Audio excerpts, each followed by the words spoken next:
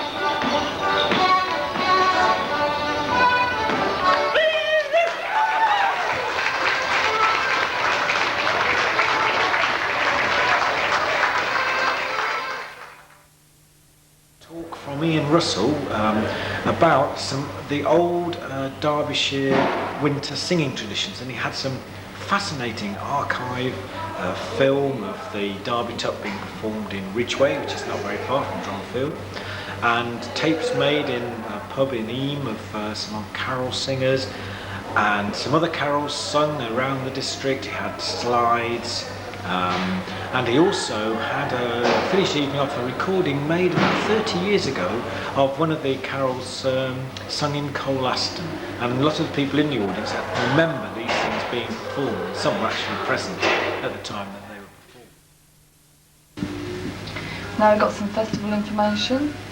Dronfield Winter Festival tonight, there's a Poems and Pints night. Tuesday, the January the 28th, that is, 8 o'clock onwards.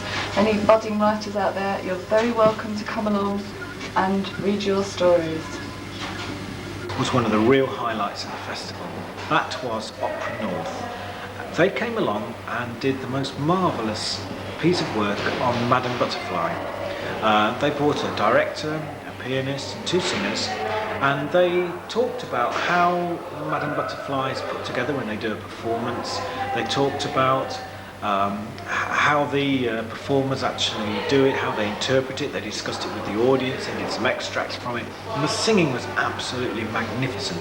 I know a lot of people were very disappointed to have missed that, and believe it or not, some people actually came and said to me and to other people they didn't realise it was Opera North despite the advertising we'd put out. That was a thoroughly entertaining evening and went very, very well indeed. On Thursday night, we had, first of all, on Thursday afternoon, we had the tea dance, which again was very successful. We had hot cross buns and scones as well for people, along with their tea and coffee. And again, that proved to be very, very enjoyable. And then on Thursday evening, we had a sort of double-header bill. Ashley Hutchings, who was in the middle of a fairly hectic circle of performances and visits, did his one-man show about Cecil Sharp, who was a collector of music and dance at the turn of the century, and Ashley in the performance parallel.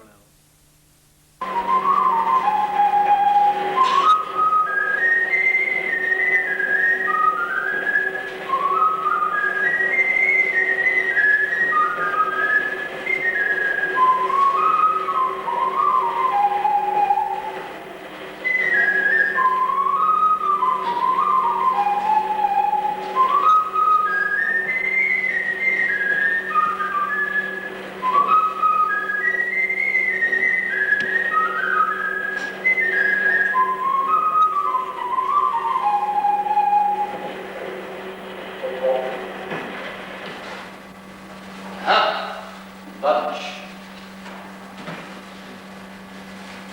What have I today?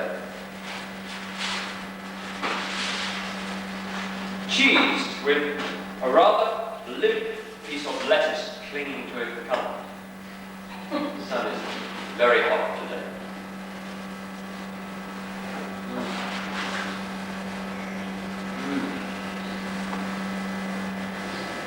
Oh, excuse me.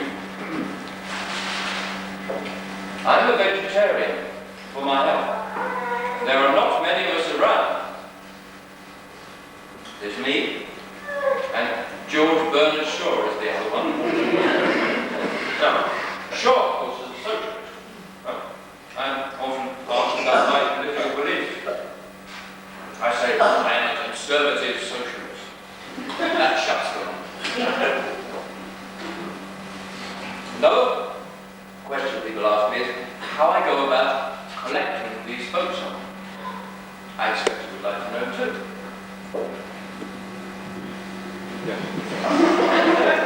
Well, I shall tell you.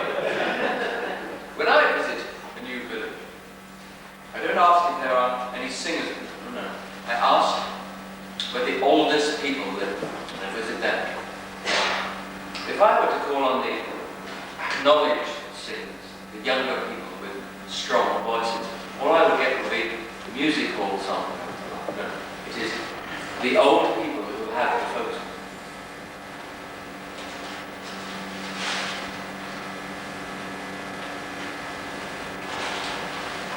Well, if they know anything wary of me dressed the way I am. So, they say no. So I recite to them some words of a well-known folk song. That's Dronfield. This proves too much for them. They are only too pleased to set me right.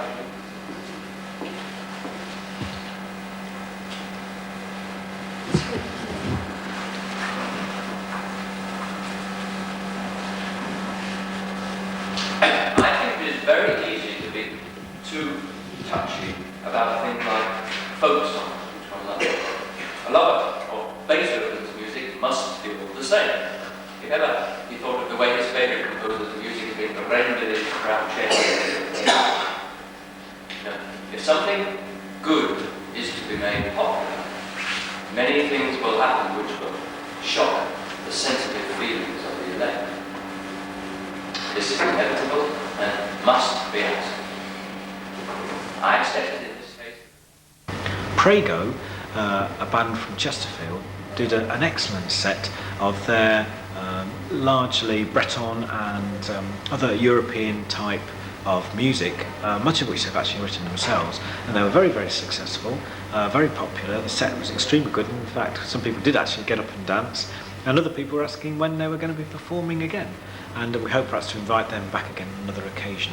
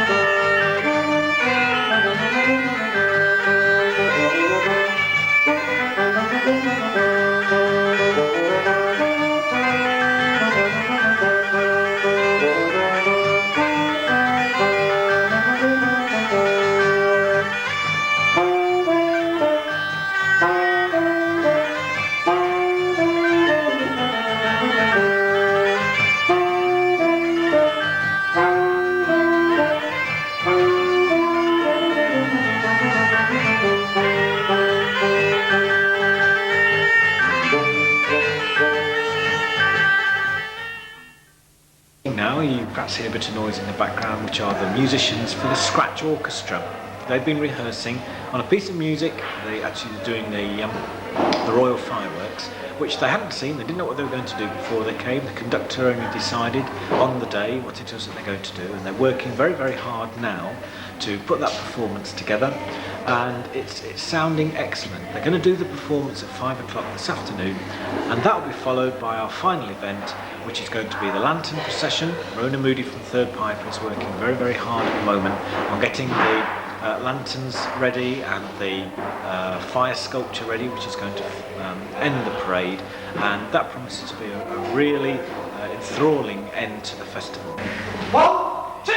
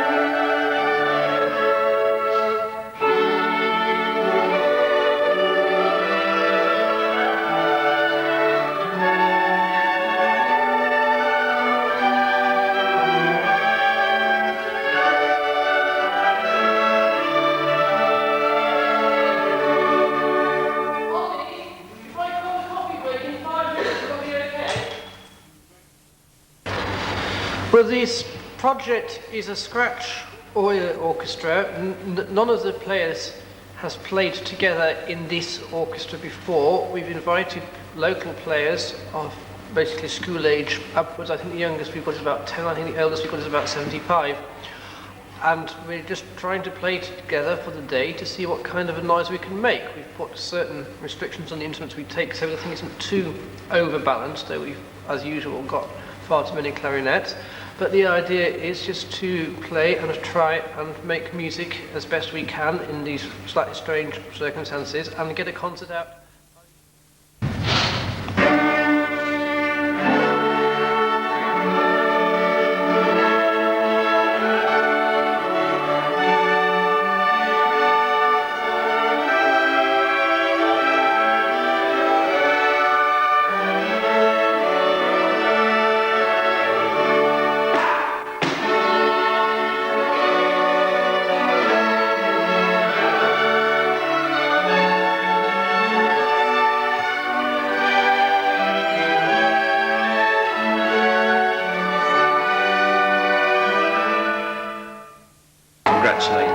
I hope people in Dronfield have enjoyed the festival.